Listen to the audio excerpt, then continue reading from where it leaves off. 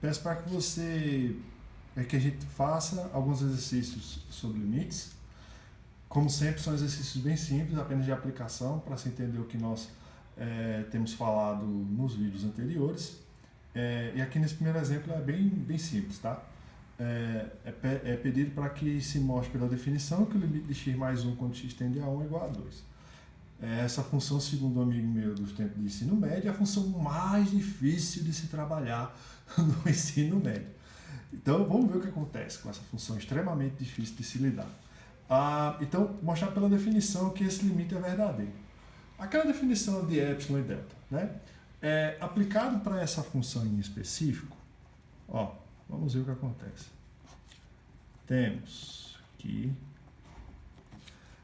0, ele vai ser menor que x menos 1, menor que delta, sempre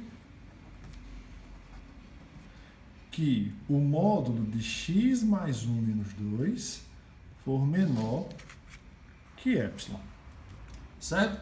Aplicada a definição diretamente para esse limite, na definição exata do limite, nós temos essa expressão.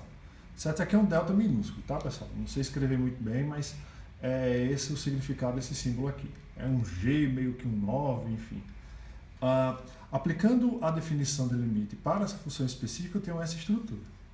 O meu objetivo aqui no final das contas, achar uma manipulação dessa expressão de forma que, depois dessa manipulação, eu tenha como resultado esse cara aqui. Grosso modo, eu estou procurando isso.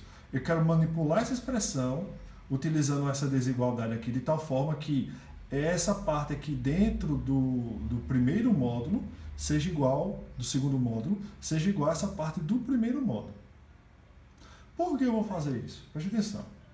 Então, vamos lá. Seguindo aqui. Isso aqui equivale a dizer... Isso aqui... essas aspas aqui não existem, né? Mas eu vou fazer para simplificar as contas. Então, o que é que vai dar aqui dentro? X menos 1, né? Menor que epsilon. Já chegamos, né? Já chegamos onde a gente queria.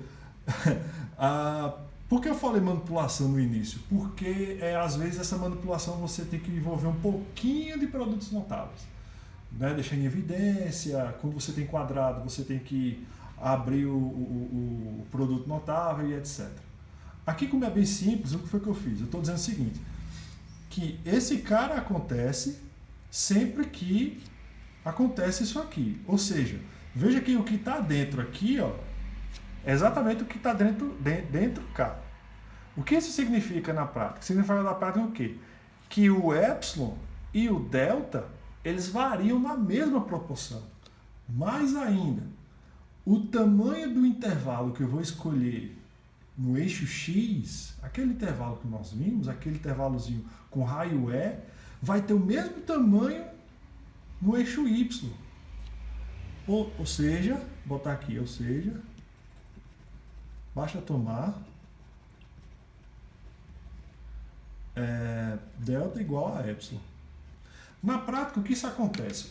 É como se fosse assim, Vê só, é bem simples entender a ideia. Vou puxar para cá. Bem rapidinho. Aqui é o 1, que é o 2. Se eu disser, por exemplo, se eu disser que esse epsilon é 3, então o raio aqui vai ser 4 e para cá menos 2, né? Eita, proporção arretada aqui, viu? Menos 2. Então, se aqui varia de 3... Não, isso aqui está muito feio. Deixa eu aumentar um pouquinho. Vai ficar mais feio ainda, mas vai ficar mais justo. Bom, se essa variação for 3 aqui em cima também vai variar de 3 por causa desse resultado contrário aqui. Então aqui vai variar de 3 também. Então aqui vai para 5 e aqui vai para menos 1. O que isso quer dizer de fato? Quer dizer de fato o seguinte, que se eu tomar um x dentro desse intervalo entre menos 1 e 4, o y correspondente eu tenho certeza que vai estar entre menos 1 e 5. Tá?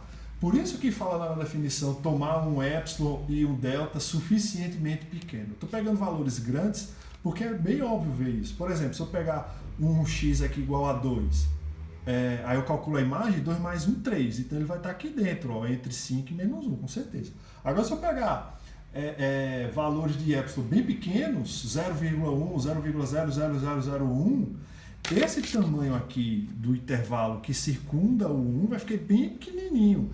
Independente do tamanho desse cara, o tamanho igualmente pequeno aqui do y vai ter um x aqui que vai corresponder a um y bem pequenininho aqui dentro também.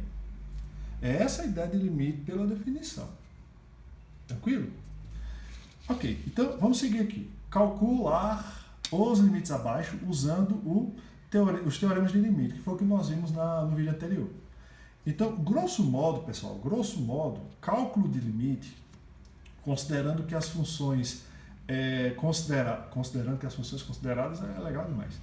Considerando que as funções dadas sejam contínuas, principalmente nos pontos dados, o cálculo do limite é feito como se a gente tivesse aspas, muitas aspas nisso aí, como se a gente estivesse calculando a imagem da função nesse ponto de limite de x, nesse ponto de tendência de x, certo? Então, em outras palavras, eu estou fazendo isso aqui, ó, 3 ao quadrado, mais 7 vezes 3, menos 5. Que isso vai me dar o quê? 9 mais 21 menos 5, que dá 25. Tudo bem? Grosso modo eu faço isso. Você poderia dizer, mas Jorge, você não podia ter dito isso logo lá no início? Poderia, mas ia ficar sem um motivo. Mas por que você está fazendo isso? Porque aqueles teoremas que nós vimos no vídeo anterior nos garantem a fazer isso. Vê aqui, isso aqui é soma de vários limites, né? Soma de vários limites. Aqui o limite de uma constante, limite de uma variável vezes uma constante, e aqui o produto de funções.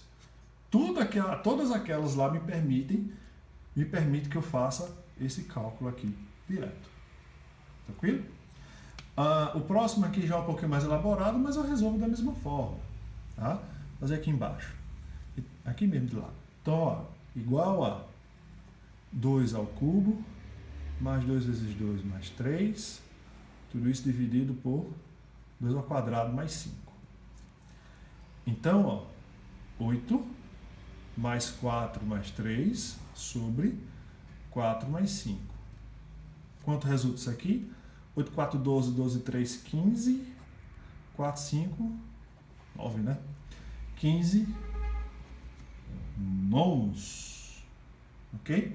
Então, quando x se aproxima de 2, a função vai se aproximando cada vez mais de 15 nonos. Certo? Mais outra aqui, considerando f de x igual a x menos 3, se x for diferente de 4, e 5 se x for igual a 4, encontra o limite da função quando x tende a 4. Isso aqui já é um pouquinho mais rebuscado, mas não tem muito problema a se pensar aqui. Ó, quando a gente calcula o limite, a gente quer saber o que acontece nos arredores, nas vizinhanças, usando o jargão matemático, nas vizinhanças do valor de x ao qual ele está sendo tendido, ao qual ele está atendendo, certo? Se eu estou dizendo que o limite da função, o x tende a 4, eu quero saber o que acontece na vizinhança do 4, em valores próximos de 4. Eu não estou querendo saber o que acontece no 4. A função pode estar definida ou não em 4. Isso aí é indiferente, eu não estou preocupado agora. Eu estou preocupado em saber o que acontece perto, nas vizinhanças, aos arredores do 4 em x. Então, o que me diz essa função? Quando x é diferente de 4, quando x é diferente de 4, eu estou me referindo a todo e qualquer valor de x que não é o 4. Então, é isso aqui que vai me interessar. Quando x é diferente de 4, a função é essa. Quando x é 4, que não me interessa, a função é 5. Então, essa parte final eu vou omitir. Ó. Essa segunda condição da existência, a segunda condição que define a função, não vou considerar, porque eu vou considerar apenas a parte de diferença do 4, quando x é diferente de 4, porque eu quero saber o que acontece nos arredores do 4.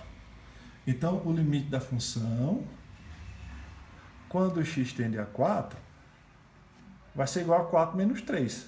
que é o que me diz o argumento de cima, que resulta em 1. Tudo bem? Tranquilo? Bom, obviamente, assunto de limite não é só isso, tá? Você pensa, João, isso aí é muito fácil, isso aí é muito tranquilo, isso é muito beleza, é só substituir o valor e resolver.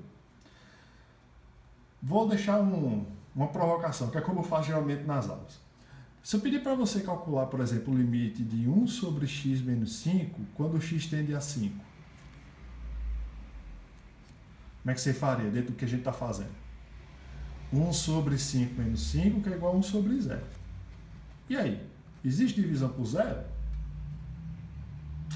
É assunto para os próximos vídeos, tá? Então, fica aí a provocação para vocês pensarem, tá? Quando o resultado do limite dá um valor contradizente com o nosso senso comum matemático, o que é que eu tenho que fazer? É o que a gente vai ver, ok? Segue o baile.